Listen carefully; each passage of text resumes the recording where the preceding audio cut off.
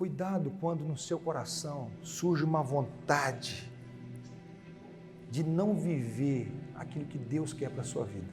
Cuidado com isso. Isso brota no nosso coração de vez em quando. Eu quero ser livre, eu não quero viver, ter que dar satisfação para ninguém, eu quero viver do jeito que eu quero viver. Um dia o dinheiro acaba, quando não é o dinheiro, a saúde acaba.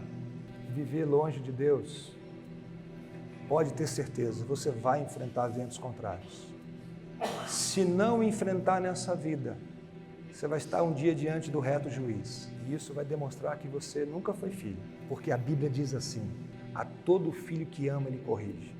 Quando um filho decide viver livre, eu quero dar satisfação para ninguém, se ele é filho, o nosso Pai Celestial dá um jeito de mandar fome, de criar situações para que esse filho caia em si e se arrependa e volta para os braços do Pai.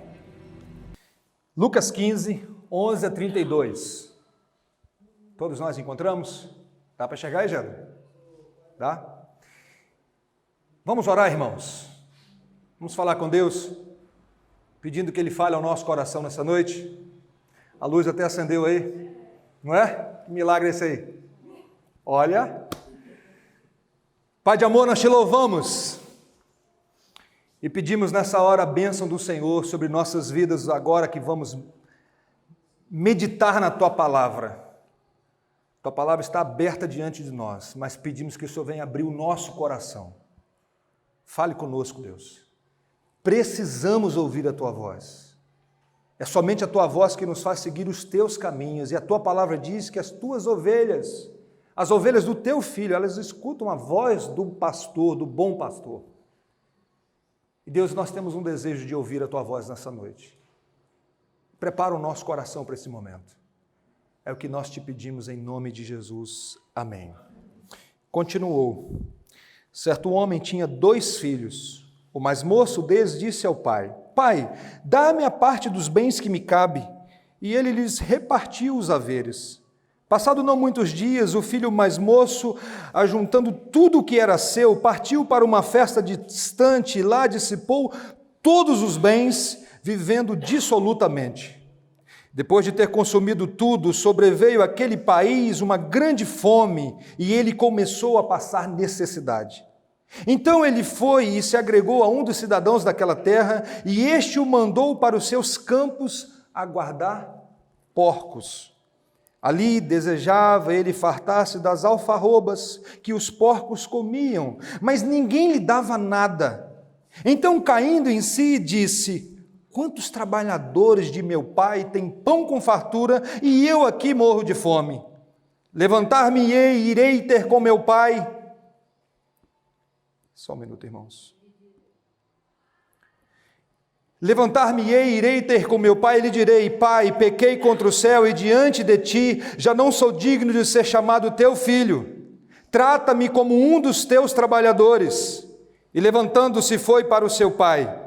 Vinha ele ainda longe quando seu pai o avistou e compadecido dele, correndo, o abraçou e o beijou. E o filho lhe disse, Pai, pequei contra o céu e diante de ti, já não sou digno de ser chamado teu filho.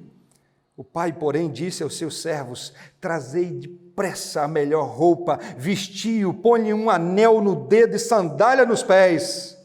Trazei também e matai o novilho cevado. Comamos e regozijemo-nos, porque este meu filho estava morto e reviveu, estava perdido e foi achado. E começaram a regozijar-se. Ora, o filho mais velho viera do campo e quando voltava, ao aproximar-se da casa, ouviu a música e as danças. Chamou um dos criados e perguntou-lhe o que era aquilo. E ele informou, veio teu irmão e teu pai mandou matar o novilho cevado, porque o recuperou com saúde. Ele se indignou e não queria entrar, saindo, porém, o pai o procurava conciliá-lo. Mas ele respondeu ao seu pai, há tantos anos que te sirvo sem jamais transgredir uma ordem tua. Nunca me deste um cabrito sequer para alegrar-me com os meus amigos. Vindo, porém, este teu filho que desperdiçou os teus bens com meretrizes, tu mandastes matar para ele o novilho cevado. Então lhe respondeu o pai, meu filho, tu sempre estás comigo, tudo que é meu é teu. Entretanto, era preciso que nos regozijássemos e nos alegrássemos, porque esse teu irmão estava morto e reviveu, estava perdido e foi achado. Até aí a palavra do nosso Deus. C.S. Lewis disse que nós só podemos ter 3 opiniões em relação a Jesus Cristo. Ou Jesus era doido, ou Jesus era um mentiroso, ou ele era Deus. Essa é a ideia de C.S. Lewis. Se ele não é quem ele disse ser, ele é um mentiroso. Se ele não é quem pensou ser, ele era louco. Se ele é quem ele disse que é, ele é Deus. Percebe? Ou ele era doido, ou ele era mentiroso, ou ele é Deus mesmo. E esse Jesus que nós acreditamos e que a Bíblia afirma que ele é Deus, ele disse: eu sou o caminho, a verdade e a vida, e ninguém vem ao Pai senão por mim. Diante dessas palavras, eu faço aqui algumas perguntas. Quem precisa de salvação? Quem precisa de Jesus? Quem precisa do Evangelho? Quem é que precisa verdadeiramente da salvação que Cristo veio oferecer para nós através da cruz do Calvário? Quem é que precisa dessa tão grande salvação? Hoje eu dei aula para as crianças e pedi para elas fazer um desenho. Por exemplo, eu dei para todos, mas para o Samuel e para o Caleb eu pedi para fazer um desenho específico. Para desenhar uma figura como se eles e o céu e uma ponte. E tentei mostrar para eles que para ir para o céu você precisa passar pela ponte. A ponte é Jesus. Que aquele que disse: eu sou o caminho, a verdade e a vida, e ninguém vem ao Pai se não for por mim. Quando eu fui convertido, alguns amigos chegaram para mim e falaram assim: você precisava, porque você era muito doido. Você precisava, nós não precisamos, mas você precisa porque você é muito doido. Aí eu faço a pergunta: só o muito doido que precisa de salvação? Só o muito doido que precisa do Evangelho? Quem nunca matou, quem nunca roubou, quem nunca se prostituiu, quem nunca fumou um cigarro de maconha, não precisa de salvação? Será que a Bíblia diz isso? Será que a Bíblia afirma isso? Não precisa de salvação? Todas as vezes que você diz: esse nem Deus dá jeito, inconscientemente ou não, você está dizendo que a salvação depende de méritos. Todas as vezes que você afirma isso, que você olha para uma pessoa e fala assim: isso aí não tem jeito para ele não, você está perdido, vai para o inferno e vai queimar mesmo, porque não tem jeito. Você está dizendo que a salvação depende de méritos. E o Senhor Jesus disse assim em Lucas mesmo: o Filho do Homem veio buscar e salvar o perdido, porque todos pecaram e carecem da glória de Deus. Havia um grupo na época de Jesus que era o grupo dos santarrões.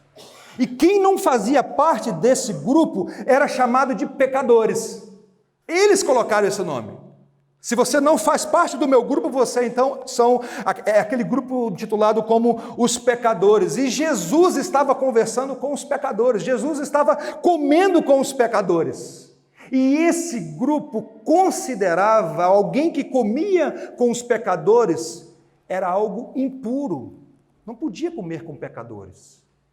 Por isso, eles lavavam as mãos, porque na ideia deles é o seguinte: olha, vai que um pecador encostou nesse copo, aí eu encosto no copo também e vou comer, então eu tenho que lavar as mãos várias vezes, e criaram então uma cerimônia de lavar as mãos, porque ele não queria comer para ficar impuro. Vai que alguém que não é da minha patota encosta ali e aí complica tudo. É esse grupo que falou que o que Jesus fazia era pelo poder do diabo. E é nesse contexto que Jesus disse assim: olha, existe um pecado que não tem perdão, e é a blasfêmia contra o Espírito Santo. Que eles estavam dizendo que o que Jesus fazia, ele não fazia pelo poder do Espírito, mas sim pelo poder de Beelzebul, o maioral de Satanás, ou o próprio Satanás. E é isso que nós estamos estudando aqui na quinta-feira, que vamos concluir esse estudo sobre a blasfêmia contra o Espírito. Lucas 15, irmãos, nós encontramos 3 parábolas. 3 parábolas com um tema central: o amor do Pai pelos perdidos. Logo no início do capítulo 15, versículos 1 e 2 e 3, diz assim: aproximando-se de Jesus, todos os publicanos e pecadores para o ouvir, e murmuravam os fariseus e os escribas, dizendo: este recebe pecadores e come com eles. Diante disso, Jesus propôs uma parábola. E a partir daí ele conta 3 histórias. A história da ovelha perdida, e o encontro e a festa. A dracma perdida, a moeda, e a festa quando encontra.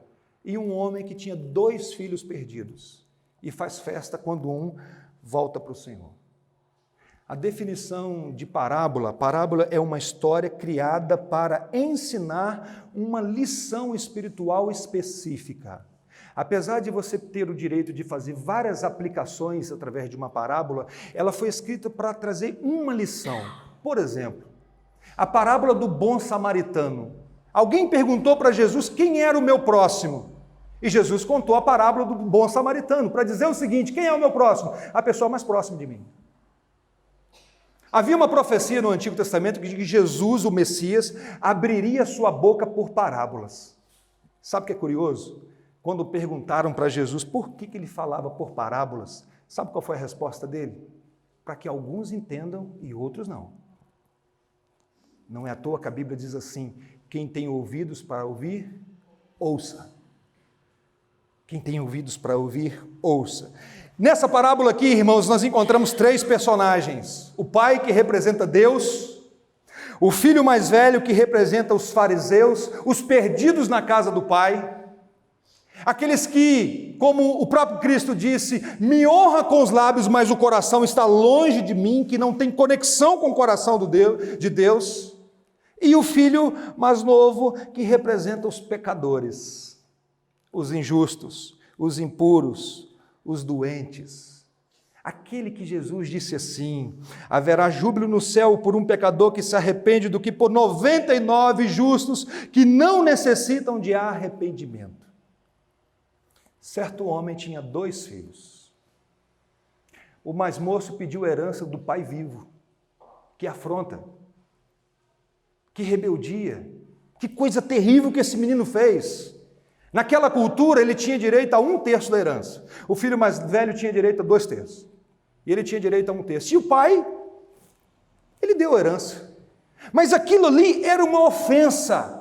Pedir herança de um pai vivo é dizer: pai, o senhor vale mais para mim morto do que vivo. Eu prefiro que o senhor dentro de um caixão do que estar aqui conversando com o senhor. Olha, na nossa cultura isso é terrível. Imagina naquela época. De tal maneira que a Bíblia trata a rebeldia dos filhos. Olha o que o texto diz. Deuteronômio capítulo 21, 18 a 21. Preste atenção, irmãos. Se alguém tiver um filho teimoso e rebelde, que não obedece à voz de seu pai nem à voz de sua mãe, e mesmo quando castigado não lhes dá ouvidos, seu pai e sua mãe pegarão e levarão os anciãos da cidade, junto à porta daquele lugar, e dirão: este meu filho é rebelde e teimoso, não dá ouvidos à nossa voz, é comilão e beberrão. O que vai acontecer? Vamos ler juntos?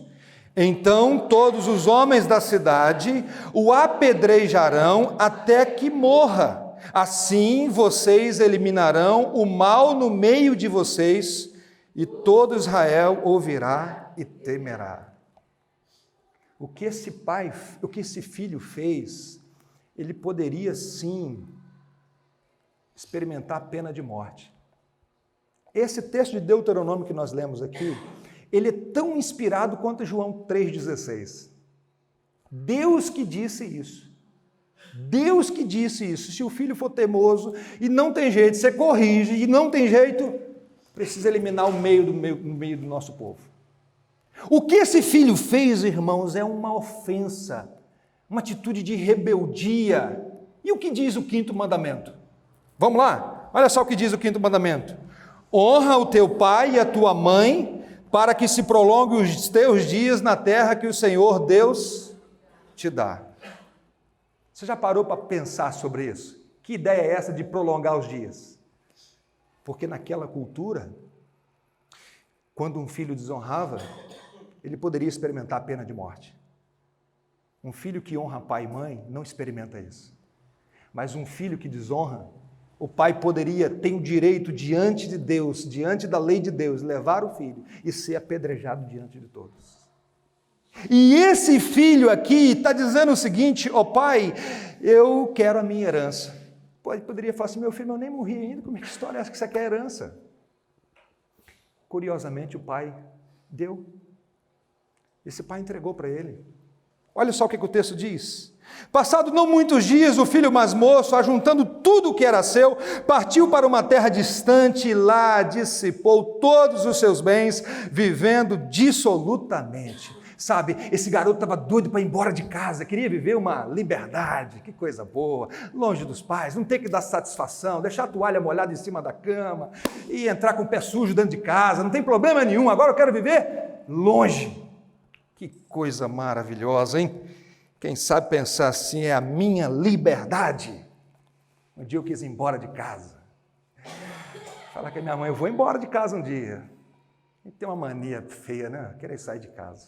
Quer ir embora de casa, quer viver debaixo da orientação dos pais. Mas um dia, ele pegou a sua grana e começou a gastar dinheiro, e começou a viver dissolutamente. Irmãos, quando eu trabalhava ali do lado da rodoviária, foi quando eu conheci muitos alunos da Unig. E por conhecer aqueles alunos, eu vi muito disso aqui. Tem muitos pais que não têm noção do que acontece aqui em Itaperuna. Os pais estão bancando o estudo e eles vêm para cá e vão viver dissolutamente. Sexo à vontade, droga à vontade. Teve uma época que eles chegaram até a tomar banho pelado no chafariz do centro da cidade. Não sei quem se lembra disso. E esse jovem aqui estava curtindo a vida, vivendo assim, sem ter que dar satisfação para ninguém. Eu não tenho hora de chegar, nem hora de sair, eu quero viver do meu jeito. Mas louvado seja Deus, porque um momento a grana acaba. Porque eu já falei para vocês, a pior coisa que Deus pode fazer na vida de alguém é quando alguém quer viver longe da vontade de Deus e Deus fala assim, ó, vai, e tudo dá certo para a pessoa. A pior coisa que pode acontecer na vida de alguém é isso. E chega aqui no versículo 14 e diz assim, depois de ter consumido tudo, sobreveio àquele país uma grande fome e ele começou a passar o quê? Necessidade. A fome apertou. E sabe o que acontece? Quando o dinheiro acaba, os amigos, vão embora. Os amigos vão embora. Não é à toa que Provérbios diz assim, na riqueza os amigos se multiplicam, mas o pobre, até o seu único amigo, o abandona. Quando você está bem financeiramente, tem gente para bancar para você. Cai na desgraça para você ver. Cai na desgraça. Abre aspas aqui rapidamente. A primeira vez que eu usei droga, a droga veio de graça nas minhas mãos. Nas minhas mãos. E é assim que acontece, tá? É assim que acontece. Sem dinheiro, com fome, tem que trabalhar. Opção de emprego. Trabalhar num chiqueiro. Aí é demais.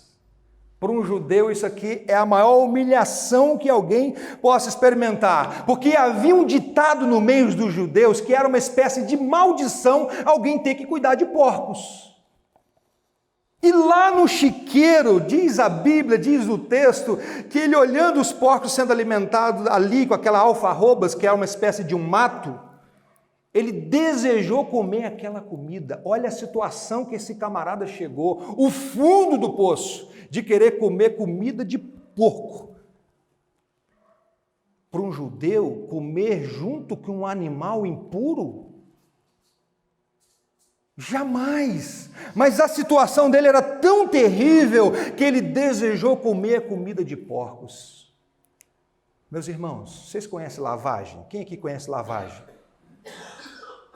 Lavagem é resto de leite, resto de pele de frango, frito e cru, laranja podre, maçã estragada, resto de comida. Imagina você está numa situação que você desejar comer lavagem. E é isso que ele quis. Um dia eu conversando com um casal que estava em crise, isso já tem bastante tempo. E aí, uma das partes queria sair de casa, queria viver uma vida longe do Senhor. Longe. E eu falei, minha irmã, deixa eu falar uma coisa para você. Longe da vontade de Deus, o que você vai encontrar é um hotel chiqueiro. E o prato principal que você vai comer é lavagem. Porque nós achamos às vezes que podemos viver longe da vontade do Senhor, e se você é do Senhor, aí que está a coisa. E nós vamos dormir no melhor hotel. Pode ter até uma placa bonita, até uma propaganda legal, mas saiba disso, que o diabo sabe cegar e disfarçar as coisas. E essa pessoa no dia falou assim, mas eu quero. Graças a Deus que em algum momento da sua vida, a atitude desse jovem aqui aconteceu com ela. Graças a Deus ela está caminhando com seu esposo. Diante dessa cena, que terrível, um judeu querendo comer comida de porcos, ele cai em si e experimenta o arrependimento. Olha só o que o texto diz. Então, caindo em si, disse, quantos trabalhadores de meu pai têm pão com fartura e eu aqui morro de fome? Levantar-me-ei, irei ter com meu pai e lhe direi, pai, pequei contra o céu e diante de ti, já não sou digno de ser chamado teu filho, trata-me como um dos teus trabalhadores. Spurgeon dizia que o pecado e o inferno estão casados, até que o arrependimento anuncie o divórcio. O salário do pecado é a morte. Houve um momento na vida desse jovem que ele caiu em si. E qual foi a sua atitude? Pequei contra o céu. Essa é a marca do verdadeiro arrependimento. O verdadeiro arrependimento é quando você reconhece que pecou em primeiro lugar contra Deus. Foi isso que Davi disse lá no Salmo 51, pequei contra ti e contra ti somente. Foi isso que José disse quando fugiu da mulher que queria agarrar ele à força. Longe de mim pecar contra o meu Deus e contra o seu marido. E ele aqui, irmãos, ele quer ser tratado como um dos trabalhadores do seu pai. Gente, quando o arrependimento é verdadeiro, a atitude muda. A atitude muda. Ele um dia chegou para o pai dele cheio de direito, eu quero a minha herança. Agora, sabe o que ele está pedindo? Misericórdia. Agora ele não está pedindo mais o direito de filho, mas ele está pedindo, eu quero ser tratado como um empregado. A Bíblia diz que Davi era um homem segundo o coração de Deus. Saul, se você analisar a vida dele, Saul chega um momento da vida dele, que é o rei anterior, Saul diz assim, pequei contra o Senhor. Mas sabe qual foi a atitude de Saul? Me honra diante dos homens. Demonstrando que nunca houve ali um arrependimento verdadeiro. Porque quem verdadeiramente se arrepende, reconhece os seus erros, não vai pedir honra. Vai se aproximar de Deus como um servo. E louvado seja Deus que é recebido como um filho. Quando você tem essa atitude verdadeira de se aproximar de Deus como um servo, querendo ser tratado apenas como um empregado. E ele diz assim, já não sou digno de ser chamado seu filho, trata-me como um dos teus trabalhadores. Verso 20 diz, e levantando-se foi para o seu pai, vinha ele longe quando seu pai o avisou e compadecido dele, correndo, o abraçou e o beijou. Que coisa bonita, irmãos.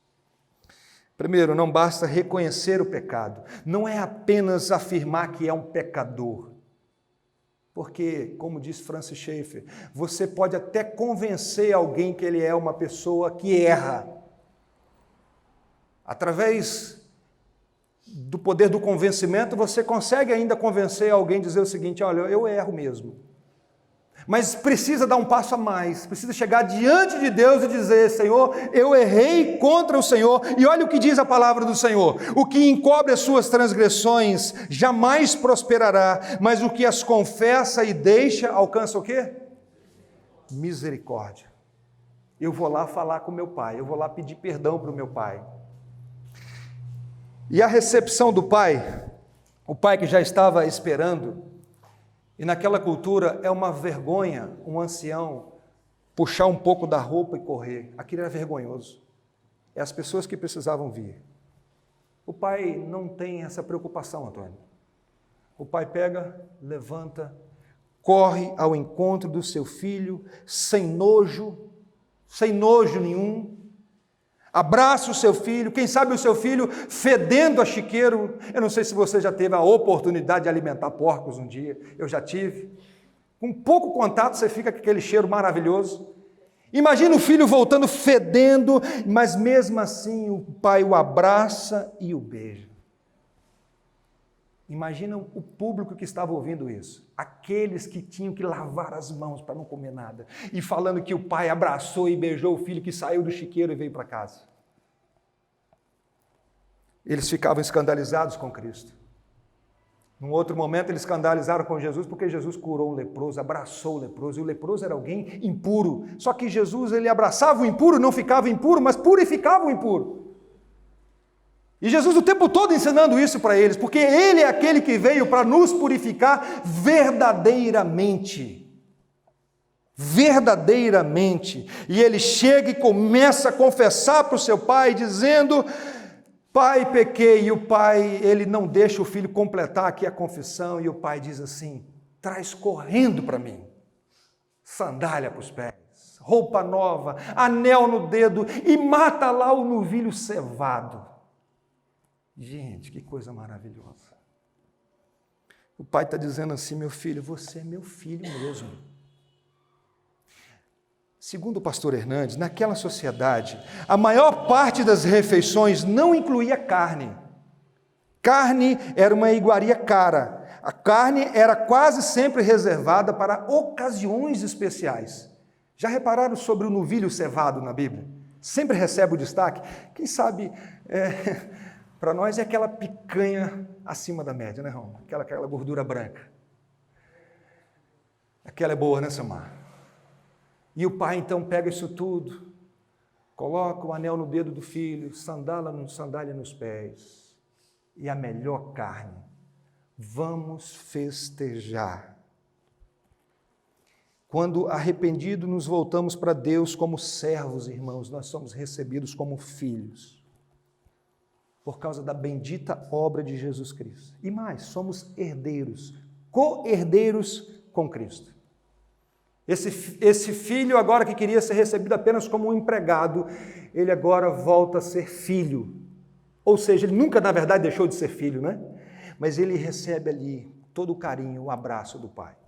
O seu irmão, que estava em casa, que nunca saiu de casa, que sempre foi aquele camarada, joinha, fica sabendo da notícia e tem uma reação estranha. Olha aí, versículo 25, 26 e 27. Ora, o filho mais velho que estivera no campo, e quando voltava, ao aproximar-se da casa, ouviu a música e as danças, chamou um dos criados e perguntou-lhe o que era aquilo. E ele informou: veio teu irmão e teu pai mandou matar o novilho cevado porque recuperou com saúde. Parece que esse empregado aqui é meio dedo duro, né? Matou ainda aquele novilho especial para o seu irmão. Você acredita nisso? Sabe o que eu acho estranho nesse texto? É que o filho que nunca saiu de casa não tem intimidade com o pai. O filho que nunca saiu de casa não chegou e falou assim: ô pai, o que está acontecendo aqui? Não, ele viu a festa, vem cá, o que está acontecendo aí? Que festa é essa? Que música é essa aí? Que banda é essa que está tocando aí? O que está acontecendo? Ele não tinha intimidade, irmãos. São os perdidos na casa do pai, que não conhece o coração do pai, não sabe o que alegra Deus e o que entristece Deus. Apesar de estar ali direitinho, bem engomadinho, bem bonitinho, mas está perdido. Não tem relacionamento com Deus. E diz o versículo 28, ele se indignou e não queria entrar. Saindo, porém, o pai procurava conciliá-lo, mas ele respondeu a seu pai: há tantos anos que eu te sirvo, sem jamais transgredir uma ordem tua, e nunca me deste um cabrito sequer para alegrar-me com os meus amigos. Vindo, porém, ele não chama de irmão, vindo, porém, esse teu filho, que desperdiçou os teus bens com meretrizes. Lá atrás não disse que o menino gastou dinheiro com meretrizes, mas ele acrescentou isso aqui. E diz assim: tu mandastes matar para ele, pai, o novilho cevado. Sabe, irmãos, ele fica sabendo da notícia e não quer participar da festa. Não participar da festa é ofender o pai. É a mesma atitude do filho que pede herança com o pai vivo. Por isso que eu disse, são dois filhos perdidos, o que sai de casa e o que fica em casa. Sabe o que ele está dizendo em outras palavras para o pai dele? Eu não me alegro com aquilo que o senhor se alegra. Percebe aqui a desconexão? Ele não tem conexão com o pai. Ele não conseguia perceber o pai todo dia triste, na expectativa do filho voltar para casa. E o retorno do filho mais novo, sendo recebido como filho, isso implicaria na herança também. Quem sabe ele pensou isso? Nossa, ele foi recebido como um filho, então ele tem direito a tudo de novo. Ele já gastou um terço da herança e vai ter direito novamente. E ele então começa a argumentar com o pai, dizendo: pai, há tantos anos eu te sirvo sem jamais transgredir uma ordem tua, e o senhor não deu para mim um cabrito, nem uma costela para comer aqui com os meus amigos, e vem o nosso irmão, vem o teu filho, o senhor dá para ele uma picanha? Que história é essa? Por que esse tratamento diferente? E ele fala que ele é obediente. Sou tão obediente, nunca transgredi uma ordem sua. Sabe quem é esse cara aqui, irmãos? Esse rapaz aqui é aquele cidadão que não bebe, não fuma, não mata, nunca usou drogas, mas que não tem nenhuma conexão com Deus, que acha que porque nunca fez nada disso, tem direito de exigir alguma coisa de Deus. Aquele cara que da casa para o trabalho, joinha, não deve ninguém, você busca o nome dele na praça, está limpinho, está tudo ok.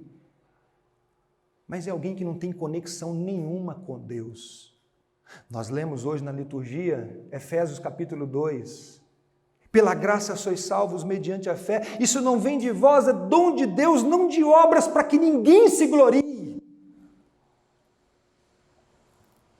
Não sabe o que Deus ama, não se alegra com os que se alegram, nem chora com os que choram, é um zelo sem entendimento, que não se alegra em Deus, os perdidos dentro de casa, que não tem nenhuma conexão com o Pai, que não tem prazer nas coisas de Deus, que não abomina aquilo que Deus abomina. E esse grupo, ele é antigo, porque no Antigo Testamento, o nosso Deus disse: gente, vocês precisam circuncidar o coração. Porque as pessoas se vangloriavam porque foram circuncidadas ao 8º dia, cumprindo a lei direitinho, e Deus falou assim: mas o coração de vocês está longe de mim, vocês precisam circuncidar, é o coração.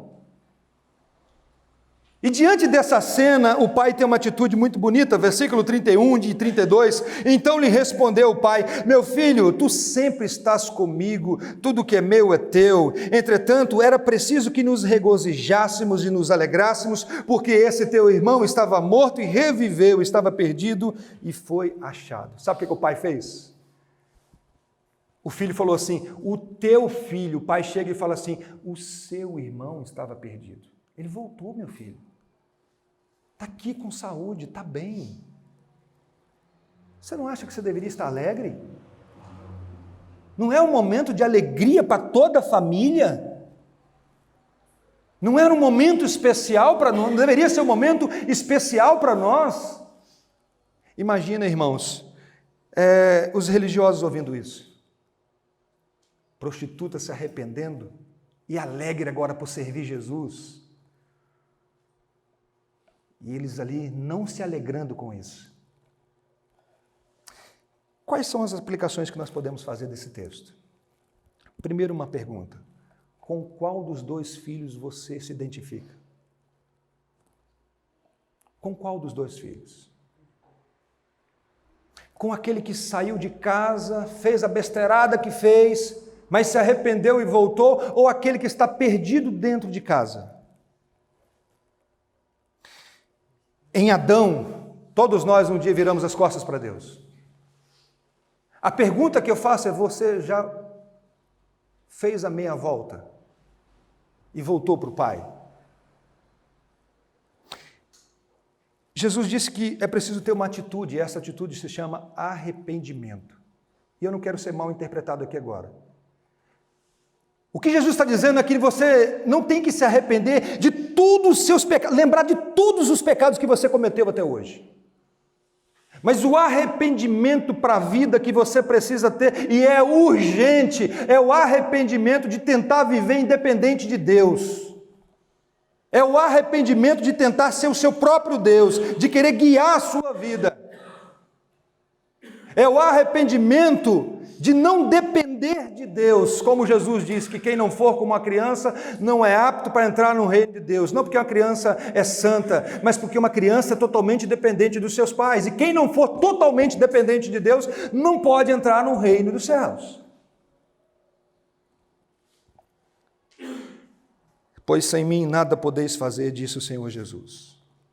Volte-se para Cristo e receba o abraço do Pai na pessoa de Jesus Cristo.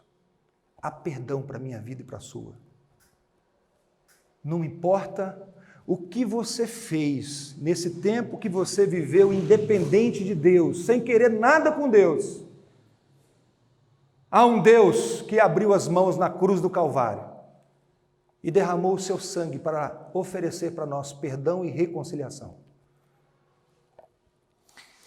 Se você já se voltou para o seu pai, saiba de uma coisa: ele se alegra com o encontro com os filhos perdidos, quando os seus filhos perdidos voltam para casa. O nosso irmão mais velho um dia abriu mão da sua glória, veio buscar os perdidos. Veio buscar aqueles que estavam doentes ou que reconheciam a doença. Existem algumas pessoas que não entenderam ainda que buscar os filhos perdidos alegra o coração de Deus. Nós estudamos aqui durante um bom período sobre conhecendo a vontade de Deus. Destacamos aqui duas áreas dessa vontade de Deus que é muito clara em toda a Bíblia: santificação e evangelização. E essas coisas estão amarradas. Sabe o que alegra o coração de Deus? De tal maneira que a Bíblia diz que há júbilo no céu quando um pecador se arrepende.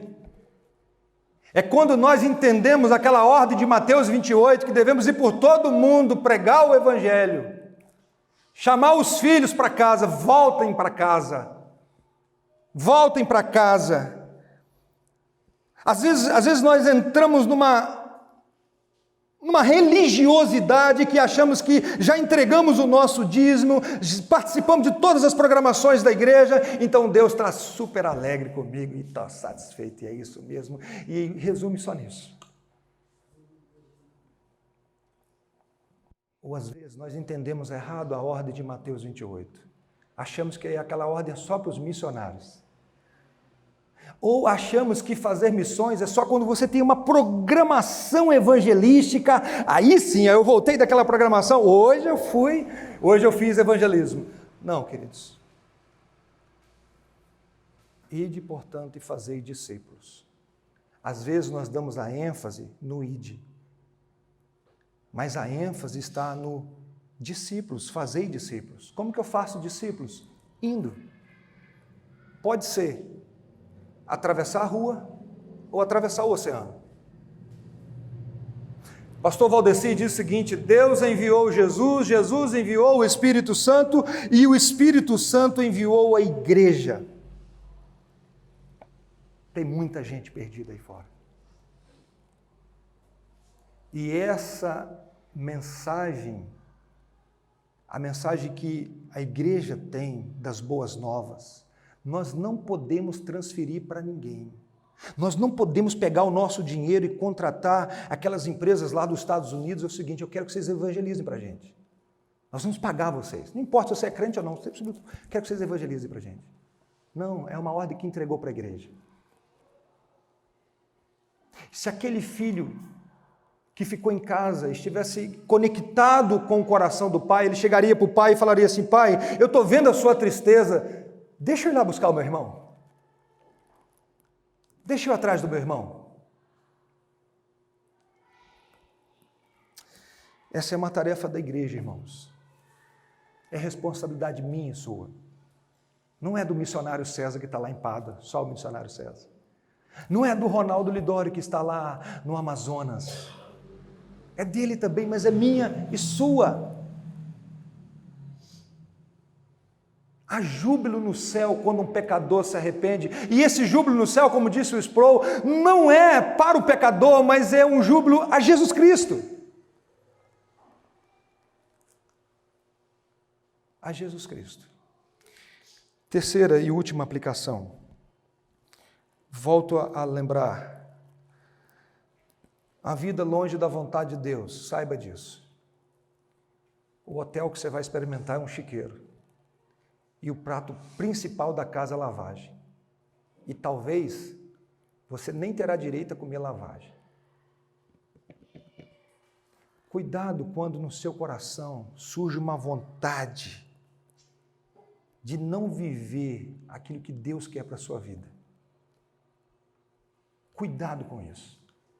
Isso brota no nosso coração de vez em quando. Eu quero ser livre, eu não quero viver, ter que dar satisfação para ninguém, eu quero viver do jeito que eu quero viver. Cuidado com isso. Um dia o dinheiro acaba, quando não é o dinheiro, a saúde acaba. E viver longe de Deus, pode ter certeza, você vai enfrentar ventos contrários. Se não enfrentar nessa vida, você vai estar um dia diante do reto juiz. E isso vai demonstrar que você nunca foi filho. Porque a Bíblia diz assim: a todo filho que ama, ele corrige. Quando um filho decide viver livre, eu quero dar satisfação para ninguém, se ele é filho, o nosso Pai Celestial dá um jeito de mandar fome, de criar situações para que esse filho caia em si e se arrependa e volta para os braços do Pai. Louvado seja Deus quando Ele faz isso. Louvado seja Deus. Que Deus nos abençoe. Se você pudesse colocar de pé, vamos orar.